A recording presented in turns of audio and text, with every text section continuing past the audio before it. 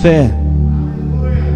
Glória a Deus. Diga assim: eu sou tudo aquilo que a palavra de Deus diz que eu sou. Eu posso tudo aquilo que a palavra de Deus diz que eu posso. E eu tenho tudo aquilo que a palavra de Deus diz que eu tenho. Meu coração está aberto, a minha mente está alerta para ouvir e receber a poderosa palavra de Deus. Fala assim: eu serei transformado de glória em glória. Amém. Glória a Deus. Ainda em reverência à palavra do Senhor, fique de pé, continue de pé. Abra sua Bíblia no segundo livro de Reis, capítulo 4. Segundo livro de Reis, capítulo 4. Quero compartilhar com os irmãos a palavra que o Senhor ministrou no meu coração, no meu TSD essa semana. Segundo Reis 4, verso 1. Quem achou, diga glória a Deus. Quem não achou, diz misericórdia. Amém. Verso 1 diz: certo dia, a mulher de um dos discípulos dos profetas foi falar a Eliseu, teu servo. Teu servo, meu marido, morreu, e tu sabes que ele temia o Senhor. Mas agora veio um credor que está querendo levar meus 2 filhos como escravos. Eliseu perguntou-lhe: como posso ajudá-la? Diga-me o que você tem em casa. E ela respondeu: tua serva não tem nada além de uma vasilha de azeite. Então disse Eliseu: vá pedir emprestadas vasilhas a todos os vizinhos, mas peça muitas. Depois entre em casa com seus filhos e feche a porta. Derrame daquele azeite em cada vasilha e vá separando as que for enchendo. Depois disso, ela foi embora, fechou-se em casa com seus filhos e começou a encher as vasilhas que eles lhe traziam. Quando todas as vasilhas estavam cheias, ela disse a um dos filhos: traga-me mais uma. Mas ele respondeu: já acabaram. Então o azeite parou de correr. Ela foi e contou tudo ao homem de Deus, que lhe disse: vá, venda o azeite e pague suas dívidas, e você e seus filhos ainda poderão viver do que sobrar. Amém, irmãos?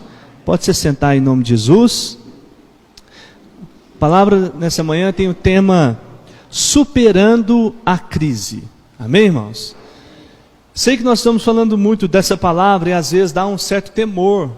Eu, pelo menos antigamente, não gostava muito de falar de crise, porque vinha certa insegurança. Crise, ai meu Deus, né? Quando eu assisti o jornal, e aí o jornal fala assim: o Brasil está em crise, né? Ou então, quando o patrão fazia uma reunião e falava: pessoal, nós estamos passando por uma crise.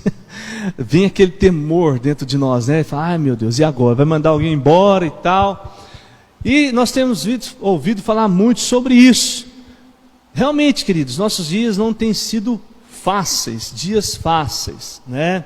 Eu volto a repetir que talvez podemos dizer que são os momentos mais difíceis que essa geração tem enfrentado, de maiores lutas, maiores provas.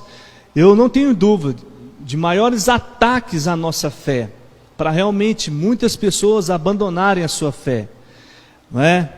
Mas nós podemos afirmar também, queridos, e com todas as palavras, que nesses momentos também têm sido os momentos de maiores experiências com Deus.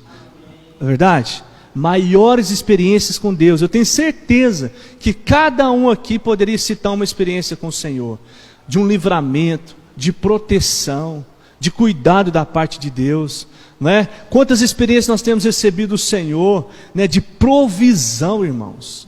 Provisão financeira, de não faltar nada, de sustento. Vocês concordam? Amém? E de relacionamento com Deus, de ouvir sua voz, de Deus falar, de você sentir paz, né? De você continuar a sua caminhada, você continuar os seus propósitos, né? E você já ouviu falar sobre isso também, né? Que crise, né? que Deus tem um propósito nas crises. E realmente Deus tem propósito nas crises, né? Por vários motivos que muitas vezes a gente não compreende. Sabe, você não consegue entender, como eu falei para os irmãos na quinta-feira, tem coisa que você não consegue ainda montar o quebra-cabeça. Talvez você está no cantinho de cá. Quem gosta de montar quebra-cabeça? Eu gosto muito de montar quebra-cabeça. E aí você está ali no cantinho, você não sabe a imagem que vai formar, mas você já começou a montar ele. E assim também é a obra de Deus em nossa vida. Você não consegue ainda ver o quadro, visualizar o quadro, mas Deus está fazendo algo em nossas vidas, amém, irmãos? E aí só depois você consegue ver, olha, foi aquela luta que eu passei que despertou isso em mim. Foi aquela prova que eu passei que hoje eu estou vivendo essa situação na minha vida e muito melhor do que antes. Os irmãos compreendem? Amém, irmãos? Agora, o que é uma crise? O que a gente pode dar conceito à crise? Não é? Um dos conceitos de crise é que é a evolução de um quadro que pode ser benéfico ou maléfico. A evolução de uma situação, podendo ela ser boa ou ruim. Então, você quando vai no médico, por exemplo, o médico fala assim, olha, houve uma evolução no quadro da situação. Ah não, o quadro ainda está estável, parado. Então quando dizem uma evolução no quadro, não quer dizer que foi para o lado bom, pode ter sido para o lado ruim.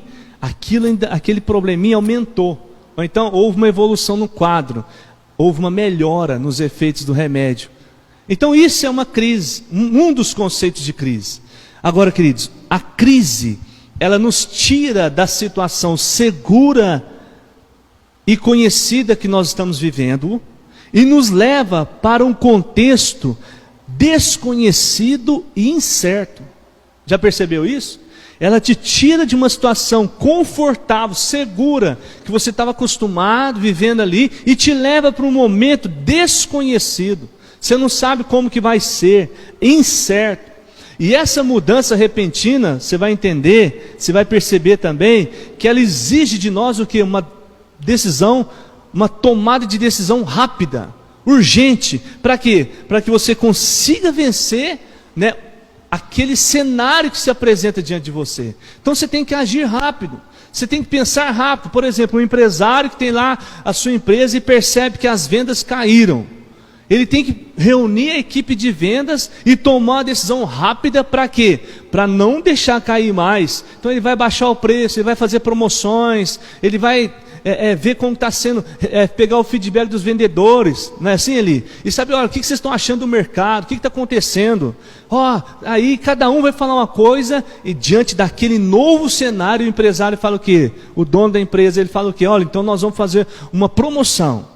Nós vamos dar um brinde para os nossos clientes. Isso é, né, o que a crise provoca.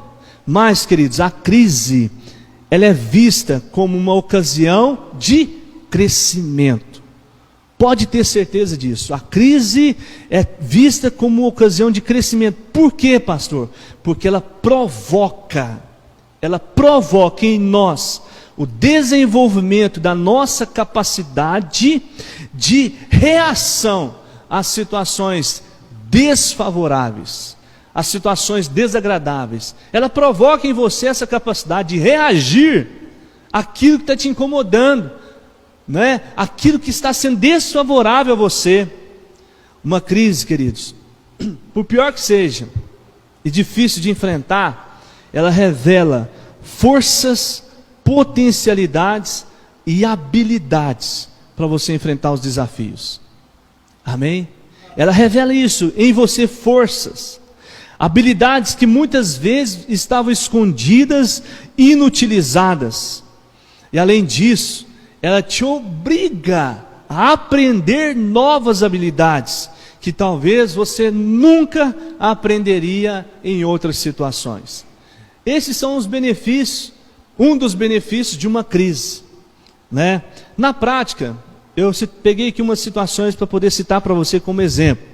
Eu estava assistindo um jornal e aí eu ouvi um rapaz dando uma entrevista.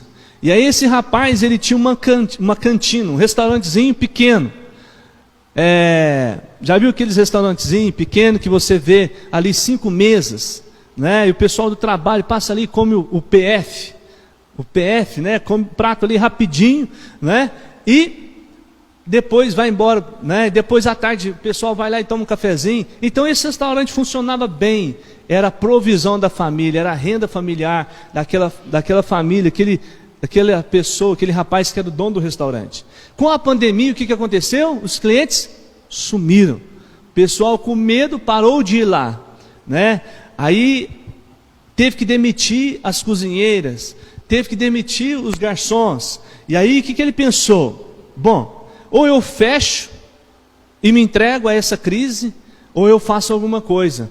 E aí ele teve a ideia de transformar aquele restaurante dele, né? Ele vendeu algumas coisas, alguns pertences do restaurante e comprou o quê? Um forno de mini pizzas. E aí ele comprou esse forninho de mini pizzas e começou a servir. O que ele pensou? Se a pessoa tem medo de vir aqui, então eu mando entregar na casa dela e fazer umas pizzas gostosas. E aí ele começou a trabalhar com mini pizzas e voltou a provisão financeira da família, retornou. Ele conseguiu retirar das mini pizzas o sustento da família. Amém, irmãos? Outro exemplo que eu quero dar para você, isso é real. Os dois, na verdade os três são reais, né? O outro exemplo que eu quero dar para você é de uma pessoa que eu não quero citar o nome, mas acho que vocês também não conhecem. Ela foi demitida de um serviço, ela foi demitida de seu serviço. Ela estava lá trabalhando, né? Uma pessoa, sabe aquelas pessoas inteligentes, aquelas pessoas empreendedoras, aquelas pessoas que sabem trabalhar, sabem ganhar dinheiro, né? Pessoa que, né, tem tudo para romper na vida, só que era empregada, era funcionário. E aí, ela sendo funcionário, ela estava acomodada naquela empresa. Ela estava ali segura naquela função que ela estava, né? Por quê? Porque ela tinha medo de arriscar nos dons e talentos que ela sabia que ela tinha. E aí de repente, por algum motivo, essa pessoa foi demitida do seu trabalho. Foi demitida, não foi por causa da pandemia não. Ela foi demitida por causa do seu trabalho, no seu trabalho, por algum motivo. E aí o que aconteceu? Desempregado, um período de tempo, essa pessoa que aflorou dentro dela os talentos, as habilidades que ela tinha, aflorou, veio a flor da pele, ela caiu em si, falou, gente, espera aí, eu tenho condições, eu sei fazer isso, eu sei fazer aquilo, eu sei, sabe, eu tenho isso dentro de mim. O que aconteceu? Ela montou o seu próprio negócio e se tornou um grande empresário de sucesso. Você vê que a pessoa já tinha algo dentro dela, mas o medo e aquela situação confortável, e que muitas vezes é até ruim. Sabe aquela questão do funcionário que fala assim, o importante é ter o meu salário no final do mês, não é? Porque o patrão assim, passando o mês, vendendo ou não vendendo, né, Rogério? Tem que pagar funcionário. Agora o funcionário, no lado dele, ele pensa o quê? O importante é ter o meu, né? Aí no final do dia, e aí, como foi as vendas? Foi horrível as vendas. Não tem problema, no final do mês eu tenho meu salário. Só que tem muitos funcionários, muitas pessoas com dons, com talentos incríveis, com potencial incrível, e se acomoda nessa posição.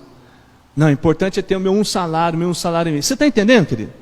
Aí a crise, ela gerou nesse cara que tinha talento, que tinha habilidade, que tinha condições de ganhar muito mais que ele ganhava quando ele estava confortável, acomodado na situação de um salário. Você está entendendo? A crise, ela provoca isso. Ela provoca você descobrir, colocar em prática, né, novas habilidades. Não vou muito longe não. Esses dias a gente tem visto, não sei se vocês viram aqui em Santana, mas lá em Campo Belo, o que os empresários estão fazendo? A loja não pode ficar aberta por causa dos decretos, né? Agora está voltando aos pouquinhos, mas antigamente estava fechado. O que o comerciante percebeu? O que fazer? Ficar de braço cruzado, ficar esperando a hora que, né, o prefeito, o governador liberar? Não. A solução é o quê? Vendas pela internet. Mas já tem o site não está resolvendo. Vamos como? Live. Quem viu? As lives agora estão bombando, né? As lojas. Aí eu estava assistindo 2 essa semana, assistindo assim, né? Eu vi um pouco lá, 2 essa semana. Gente, parece um leilão. Parece que uma loja lá vendeu. Falei, gente, já está vendendo mais do que a loja aberta. Porque os clientes foram entrando na live assim, tinha mais de 100 pessoas, e aí a pessoa mostrava lá a mercadoria, e aí uma lá falava, eu quero esse, eu quero rosa, eu quero azul, eu quero tal, eu quero esse. E aí a outra só ia anotando lá, falei, gente, que sucesso esse negócio. Se você for ver, isso é sabedoria. A crise provocou essa descoberta na vida do empresário, porque se não fosse a crise, ele estava lá na porta da loja dele, em cima do balcão, esperando o cliente entrar. Não é verdade, irmãos? Esperando. E aí, de repente, ele ia lá para fora, já viu que as lojas tranquilas? Aí vai lá para fora, toma um solzinho, senta na porta da loja, né, conversa com o vendedor da loja do lado. Só que a crise, ela vai gerando você sair dessa zona confortável, acomodada, esse sono, e agir. Amém, irmãos? A crise gera em nós esse desenvolvimento, né? Esse crescimento e a superação. Esses são alguns exemplos, irmãos. Eu vi e tenho visto muitos exemplos esses dias. Agora, voltando para a história que nós lemos, o texto que nós lemos conta a história de uma mulher, uma viúva, que enfrentou talvez a maior crise da sua vida, da sua existência, uma crise terrível, mas ela superou. E existem algumas lições nessa crise, nessa história dessa mulher, da crise que ela enfrentou, que eu quero tirar para nós. Vamos lá, nós lemos o texto, o que a Bíblia diz? A Bíblia fala de uma família comum, marido, esposa e 2 filhos. Só que a Bíblia fala que o marido morre, ficando a mulher viúva com seus 2 filhos. De repente, a campainha da sua casa toca. E aí, ela atende à porta, quem que era? Os credores, querendo cobrar dela a dívida do seu marido. Seu marido morreu, mas eu não sei se a senhora sabe, ele estava devendo tal lugar e tal lugar. E aí ela assusta com aquilo, ela não esperava aquilo, não é? E aí, o que esses credores queriam fazer? Eles queriam pegar os 2 filhos dela e levar como mercadoria para ser vendido como escravo para pagar a dívida. Aquela mulher recebe essa notícia, irmãos. Pensa no desespero dessa mulher. E aquilo, irmão, você fala, pastor, mas poderia acontecer isso? Poderia, porque os filhos naquela época, eles eram considerados bens transferíveis. Então, ela se coloca, pensa para você ver, irmãos, a situação dessa mulher, após a dor de perder o seu marido. Imagina ela perder 2 filhos como escravos, que não sabe para onde eles seriam vendidos. Que situação delicada. E aí, nós vamos ver agora o que ela fez diante dessa situação. Como que ela superou essa crise, como que ela reagiu. E nós vamos para a primeira lição dessa situação. Se você quiser anotar aí na sua Bíblia, você está com a sua Bíblia aberta no seu caderno, né? Está com a sua Bíblia aberta aí em 2 Reis, capítulo 4? Abre lá novamente. 2 Reis, capítulo 4. Deixa a sua Bíblia aberta aí. Nós vamos acompanhar a história dessa mulher e as reações que ela teve. Verso 1 diz: certo dia, a mulher de um dos discípulos dos profetas foi falar a Eliseu. Primeira lição que a gente aprende com essa mulher. Quem era Eliseu, irmãos? Eliseu era o profeta, o homem de Deus, não é? E o que ela foi falar com ele? Ela foi falar a sua situação. Então ela chega para ele e fala: olha, você conhecia meu marido, ele era homem de Deus, ele era servo de um dos profetas. Você conhece a minha família, minha casa, meu marido morreu, só que ficou algumas dívidas. E os credores estão querendo levar esses 2 meninos, meus filhos, como escravos, como mercadoria para ser vendido como escravos. E aí, ela conta essa situação para Eliseu. a cobrança que ela estava recebendo, o risco de perder seus 2 filhos e ela ficar sozinha. Ela compartilha com ele essa crise, a crise que ela estava enfrentando. O que a gente aprende com essa mulher, irmãos? Mesmo diante de tamanha pressão que ela estava vivendo, ela não se desespera e toma a decisão certa. Ela foi tirar conselhos com um homem de Deus. Mesmo diante da pressão, ela não se desespera e procura ouvir do homem de Deus. Primeira lição: independente da situação que você enfrenta na sua vida, cuidado com quem você expõe a sua vida. Cuidado com quem você compartilha as suas coisas, coisas suas, pessoais, coisas da sua casa, da sua família, dos seus filhos. E cuidado com quem você se aconselha. Você está entendendo, querido? Não é sábio você se aconselhar com qualquer um quando você enfrenta um problema. Infelizmente tem pessoas que quando está passando por um problema, desabafa com a primeira pessoa que ela encontra pelo caminho. E aí ela não sabe os riscos que ela está correndo. Principalmente nós, queridos, que, sabe, pagamos o preço para obedecer os mandamentos do Senhor, para servir o Senhor. Então, querida, a direção de Deus para a sua vida é: ore antes. Por mais que seja uma pressão gigante sobre você, por mais que você esteja desesperado, angustiado, para que tomar decisão correndo? Ora, vai para a oração primeiro, vai falar com Deus, vai pedir a Deus primeiro direção. Senhor, eu estou nessa situação, o que fazer? Não é? Se aconselhe com quem você sabe que pratica a mesma fé que você. Se aconselhe com quem você sabe que obedece aos princípios bíblicos que você procura obedecer. Se aconselhe com quem você sabe que tem temor a Deus. Você está entendendo, queridos? Amém? Essa é a primeira lição que a gente aprende com essa mulher. Cuidado com quem você se aconselha. A crise dela era gigante. Eu acredito que a pressão sobre a vida dela era muito forte, mas ela não se desesperou. Ela não foi na primeira pessoa que ela encontrou pelo caminho, ela foi até Eliseu, ela foi até um homem de Deus, até o profeta.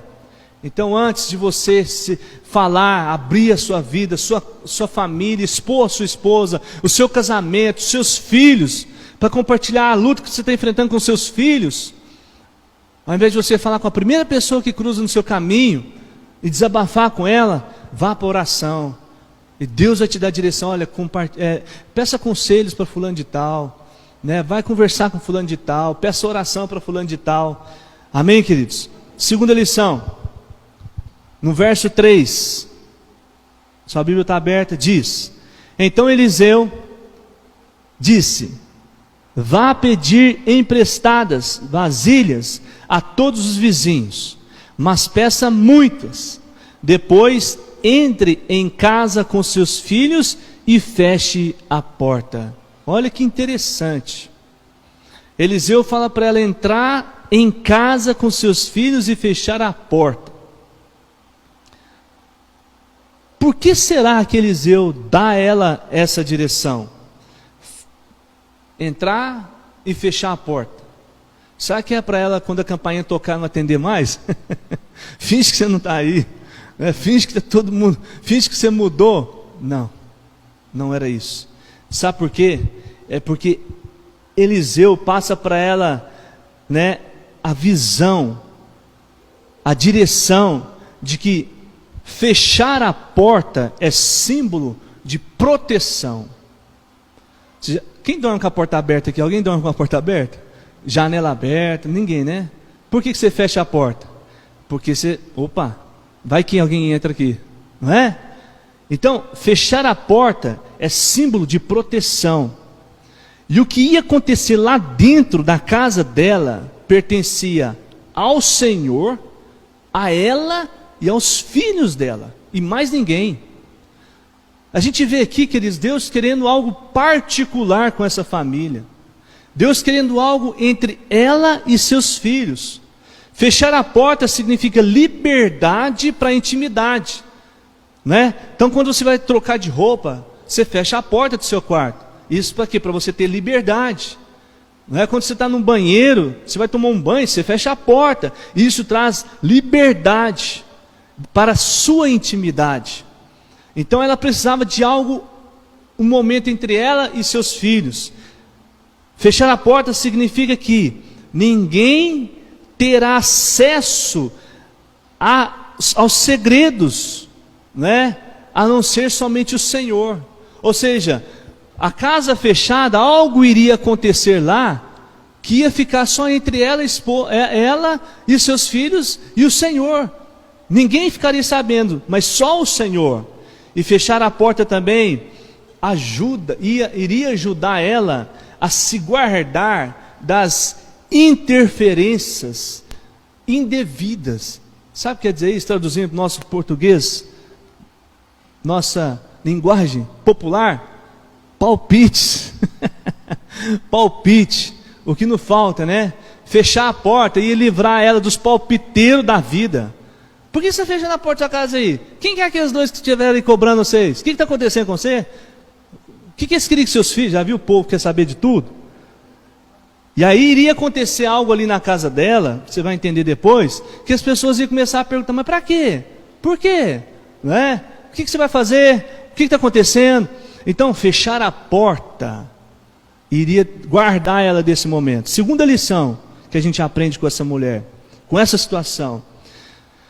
Há situações na sua vida que o Senhor permite você passar para tratar única e exclusivamente com você e sua família, e particular seu. Deus quer tratar com você, com sua casa. Não é para você envolver terceiros, não é para você chamar terceiros, é você e a sua vida, a sua casa, seu casamento. Então é único e exclusivamente. E ainda não é o momento para você compartilhar com terceiros, pelo menos naquele primeiro momento. Não é para compartilhar com terceiros. Sabe que isso nos ensina, queridos, que tem gente que qualquer situação que passa, puf no ouvido do irmão, puf no ouvido do pai, da mãe. Tem homem que passou um aperto, grita socorro pela mãe: mãe, pai, me ajuda aqui. O salário esse mês não deu. E aí a mãe tem que ajudar, e aí o pai tem que ajudar, e aí o vizinho tem que ajudar. Sabe? E aquela situação, aquela crise, aquela dificuldade que ia levar aquele homem a orar mais, a pagar o preço pela sua casa, a jejuar, né? Ou descobrir talentos na sua vida, a correr atrás, a pular. Ele não pula mais, porque sempre tem a vaquinha lá, ó. Sempre tem o leitinho da vaquinha para poder dar a ele o sustento. Quantos estão entendendo? Sabe, queridos, tem coisas que Deus quer fazer na sua vida, e enquanto você fica compartilhando na hora errada, ou pedindo ajuda na hora errada, ou sabe, pedindo socorro de forma errada, aquela situação, aquela crise que era para desenvolver algo em você, crescimento, rompimento de coisas na sua vida que está parado, que está travado, não acontece. O que acontece? Só adia, vai para frente. Não, talvez em outro momento então eu faço, porque hoje a mãe ajudou, amanhã o pai ajudou, depois foi a avó. Tem muita avó que é abençoada, né? Que é próspera, e tem muito filho que descobre que, opa, minha avó tem um dinheirinho guardado, vou lá na minha avó, vou lá no meu avô. Estou mentindo, irmãos? Infelizmente, eles pensam: meu avô é aposentado, não gasta dinheiro com nada, eu vou no meu avô, vou na minha avó, vó, só tenho dinheiro para me emprestar. Terceira lição, está no verso 2. Eliseu perguntou: como posso te ajudar? Diga-me o que você tem em casa. E ela respondeu: tua serva não tem nada, além de uma vasilha de azeite. Então disse Eliseu: vá pedir emprestadas vasilhas a todos os vizinhos, mas peça muitas. Depois entre em casa com seus filhos e feche a porta. Derrame daquele azeite em cada vasilha, e vá separando as que você for enchendo. Depois disso, ela foi embora, fechou-se em casa com seus filhos e começou a encher as vasilhas que eles lhe traziam. Veja só, queridos, Eliseu pergunta para ela: o que eu posso fazer por você? Ele ouve a situação: o que eu posso fazer? Como que eu posso te ajudar? E aí ele pergunta para ela: o que você tem em casa? Ela fala: olha, eu não tenho nada, não tenho condição de pagar eles. A não ser, a única coisa que eu tenho ali em casa é uma vasilha de azeite. O azeite naquela época tinha um certo valor, tinha uma certa utilidade. Aí ele diz então faça o seguinte: vá nos seus vizinhos, peça vasilhas vazias, baldes, garrafa PET, peça lá, tudo que você conseguir, tambor, tudo que for vasilha vazia, chaleira, pede essas vasilhas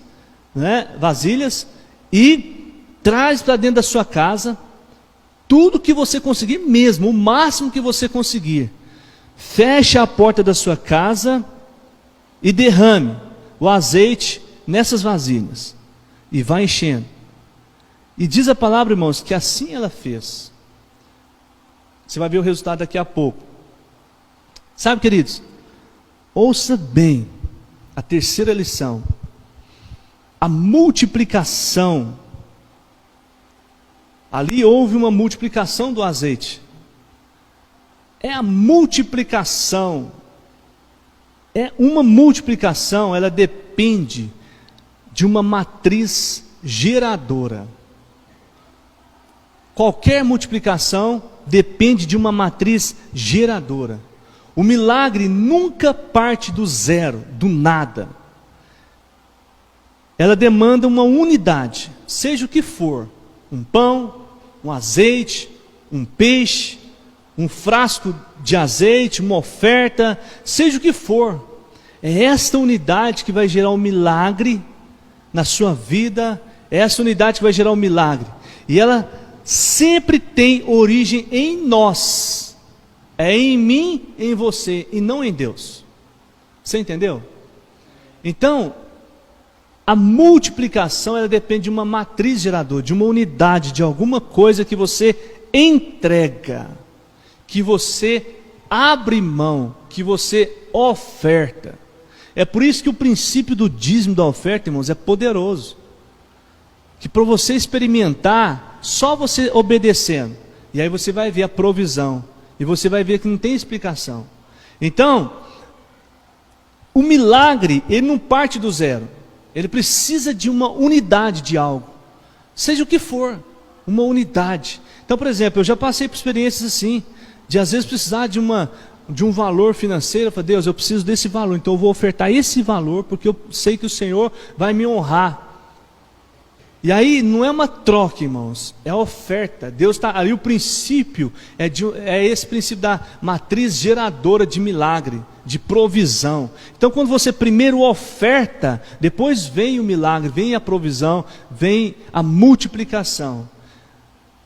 Que exemplo nós temos isso mais na Bíblia? A multiplicação dos 5 pães e 2 peixes, lembra? Foi assim. Para haver multiplicação dos 5 pães e 2 peixes, o que precisou acontecer, irmãos? Alguém teve que ofertar. Alguém abriu mão dos 5 pães e 2 peixes. Lembra da história? Jesus estava num lugar com milhares de pessoas. As pessoas estavam sem condições de ir no mercado, na padaria, no açougue, ou qualquer lugar comprar armazém, comprar algo para comer. E Jesus falou: não vamos mandar esse povo embora não. Alguém tem alguma coisa de comer aí? Aí os discípulos: Jesus, Senhor, nós já andamos por aqui, não tem ninguém, tem nada. Só um rapazinho ali que tem 5 pães e 2 peixes. No lugar desse rapaz, ele podia ter feito o quê, irmãos? O quê? Está todo mundo aqui, todo mundo com fome, vou esconder isso aqui, pelo menos dá para mim, para mais alguém, né? Ele podia pensar em esconder aqui, que ele falou: não, ô Pedro, eu tenho aqui 5 pães e 2 peixes. Aí Pedro falou: você tem?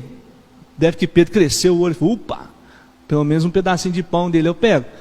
Aí então alguém chegou para Jesus e falou assim: Senhor, nós temos 5 pães e 2 peixes, então traga esses 5 pães. O menino ofertou os 5 pães e 2 peixes. E aí o que aconteceu? Jesus pegou, deu graças, e diz a palavra, irmãos, que milhares de pessoas comeram, e ainda o que? Sobrou. Amém, irmãos? Então, talvez na sua vida você ainda não experimentou esse milagre de multiplicação da sua renda, do seu salário, de coisas na sua vida, de provisão, de proteção, de gastos, de consumo de coisas, porque você ainda primeiro não ofertou essa unidade. O milagre não vem do zero. Deus usa os nossos recursos como alicerce para o milagre, para a sua obra na nossa vida. Ele usa o que nós temos, não o que nós gostaríamos de ter. Ele usa o que você já tem, o que já está na sua mão. Aquela mulher tinha um frasco de azeite, e foi isso que ela ofereceu. Eu tenho aqui um frasco de azeite, então eu vou te oferecer. Para ela, queridos, aquilo não era nada, não é verdade? No entanto, ela falou assim, Eliseu perguntou, o que você tem em casa? Ela falou, não tenho nada. Primeiro ela falou que não tinha nada, o frasco de azeite não tinha valor nenhum para ela. Na cabeça dela aquilo não era nada. No entanto, foi através dele que houve a multiplicação. A vasilha de azeite que ela tinha foi a matriz geradora de milagres. O milagre que Deus vai fazer na sua vida já está em suas mãos. Já está na sua mão. Às vezes você está esperando vir muito. Tem gente que fala, não, quando eu estiver ganhando 5 salários, aí eu dou o dízimo. Não, quando eu estiver ganhando melhor, eu dou o dízimo. Não, quando eu tiver um salário melhor, eu dou a oferta. Esse salário melhor, possivelmente, nunca virá. Se você tiver esse princípio. Porque o que Deus vai fazer na sua vida já está nas suas mãos. Já está na sua casa, já está na sua mão. Já está dentro de você. Amém, querido? Quarta lição, verso 6. Quando todas as vasilhas estavam cheias, ela disse a um dos filhos, traga-me mais uma. Mas eles responderam, já acabaram todas. Então o que aconteceu, irmãos, com o azeite? Parou de correr. Ela foi e contou tudo ao homem de Deus, que lhe disse, vá agora, venda o azeite, pague suas dívidas, e você e seus filhos ainda poderão viver do que sobrar. Olha que maravilha, irmãos. De repente ela começa a encher as vasilhas de azeite. E ela já encheu lá, quantos baldes? X baldes. E aí ela começa a falar, filho, traz mais um. E de repente enchendo, vai enchendo, vai enchendo. De repente ela fala, filho, traz mais. Mãe, acabou. Não tem mais balde. Não tem mais vasilha. O que aconteceu com o azeite na hora? Parou. A multiplicação parou. Acabou aquilo que gerava a multiplicação do azeite. Aí ela vai, chega para Eliseu e conta a história. Mas veja, antes, sabe, querido, chega a hora em que a vasilha acaba. E aí o azeite o que? Ele para de se multiplicar. O milagre cessa. O milagre cessa.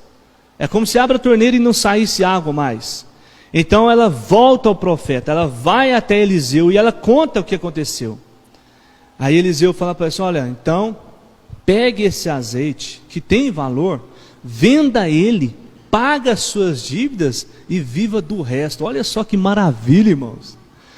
Ela levantou ali o dinheiro necessário para pagar as dívidas do marido, que não eram baixas, pagou e ainda sobrou. Amém, irmãos? Quantos querem ter experiência de sobrar na sua vida? Amém? Você quer ter experiência de falar, está sobrando. Aquela poupança que eu abri, aquela conta que era para ser uma poupança que está zerada, que nunca conseguiu ser poupança, ela vai ser poupança. Amém, irmãos? Em nome de Jesus, vai sobrar na sua vida, na nossa vida. Quarta lição que você aprende com essa situação. O milagre está limitado ao alcance da sua fé. Vou repetir.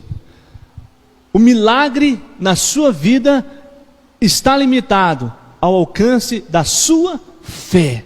A única coisa que impede o milagre de continuar é a ausência de fé. O limite para o milagre é a fé.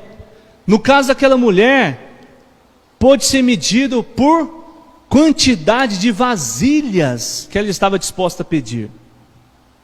Mais vasilhas, mais milagres. Acabaram as vasilhas, o que aconteceu com o milagre? Acabou. Então a pergunta é, qual o limite da sua fé? Se você tiver fé para ser curado de uma dor de cabeça, você vai ser curado dessa dor de cabeça. Agora, se uma pessoa que tem câncer tiver fé, não, eu vou ser curado desse câncer, ela vai ser curada do câncer. Qual o limite da sua fé? No lugar daquela mulher, quantas vasilhas você teria pedido? Talvez você fale assim, vou pedir só meu pai, minha mãe, meus vizinhos aqui. Aí você conseguiria 10 baldes. Você ia encher só 10 baldes. A direção do profeta foi, peça quantas você conseguir. Ou seja, ele não deu limite para ela. Vai lá e pede 10, pede 5. Não, ele falou, peça quantas você conseguir.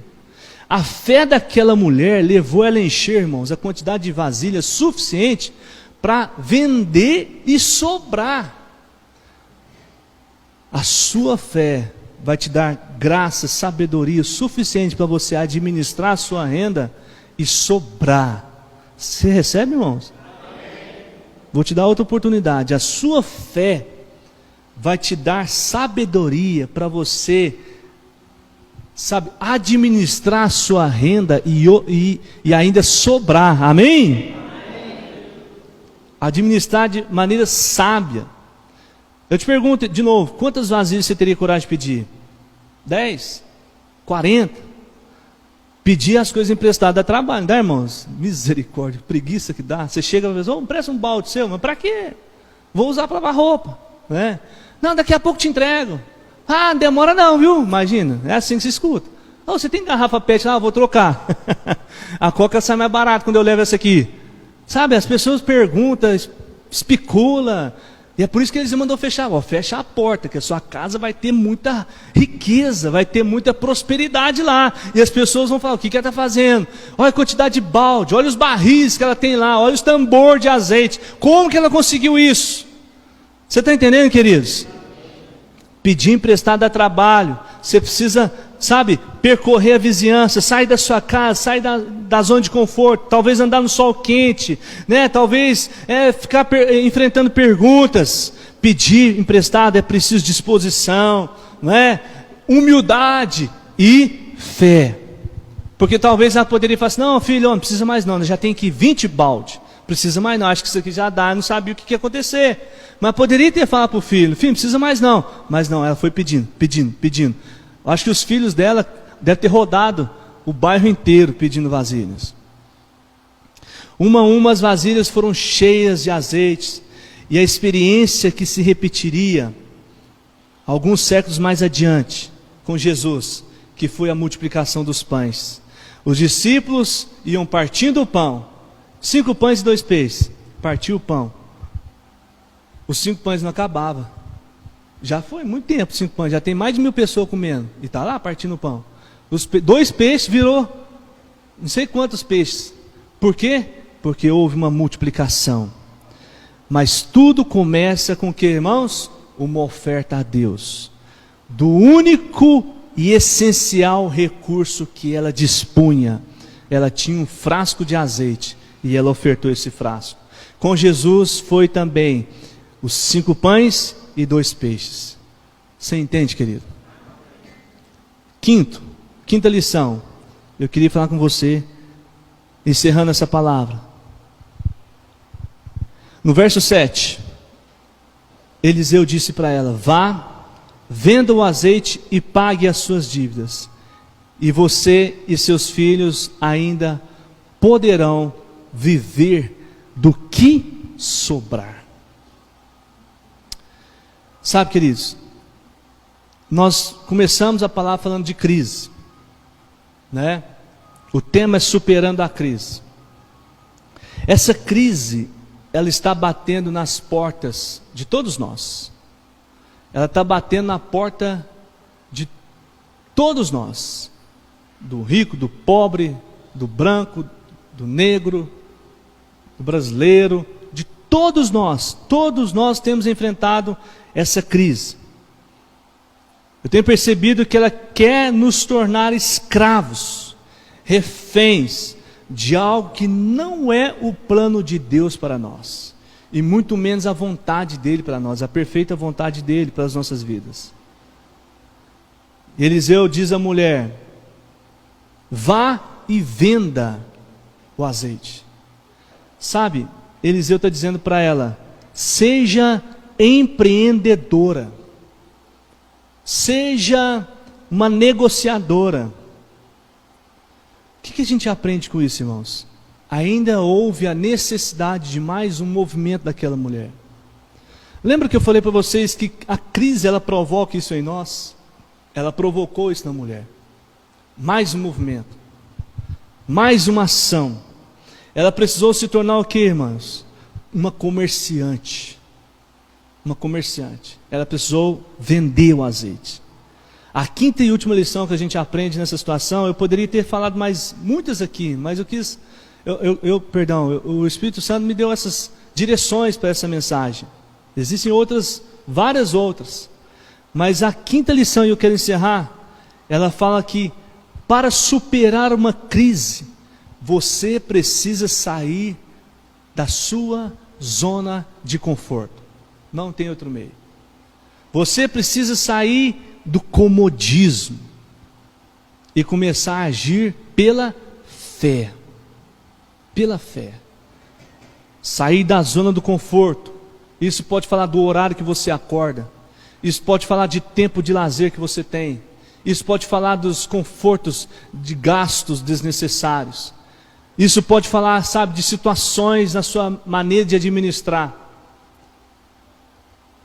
Sair do comodismo, daquilo que você está acostumado, da sua rotina. Né? Como eu falei daquele rapaz que era empregado e se tornou um grande empresário de sucesso. Eu creio, queridos, que pode existir talentos em você, sabe, sabedoria. Pode existir algo dentro de você que tem condições suficientes de fazer de você um grande vencedor, um homem e uma mulher de sucesso, próspero. Amém, irmãos? Mas muitos estão aqui acomodados, muitos estão aqui tranquilos, sabe, acostumaram com a renda que tem, acostumaram se entregar à dificuldade que tem, da cidade, do país, da crise que está vivendo, não tem como fazer nada, irmãos. É claro que a gente não olha para essa situação nesse momento, mas tem muita gente que nessa crise da pandemia está ficando rico. Muita gente que está ficando rico, próspero. Muita gente fala: pastor, mas como? Que milagre é esse? Algo que Deus tem colocado dentro das pessoas. Você está entendendo, queridos? E agir pela fé. Agir pela fé. Agir pela fé. Começar pelo dízimo, pela oferta. Começar pela obediência a Deus. Começar por essa oferta que Deus, por essa entrega, por essa unidade de milagre. Amém, irmãos? Que já está em suas mãos. Se coloque de pé no seu lugar. Ouça. A viúva não era uma vendedora. Aquela mulher, ela poderia dar todas as desculpas possíveis para o profeta. Ela podia chegar para ele e falar assim: ô Eliseu, pensa para você ver, Eliseu, você está pedindo para eu vender, Eliseu? Não, eu não sei nem mexer com venda, nem sei que valor que eu ponho para aquilo. Como que eu vou vender, Eliseu?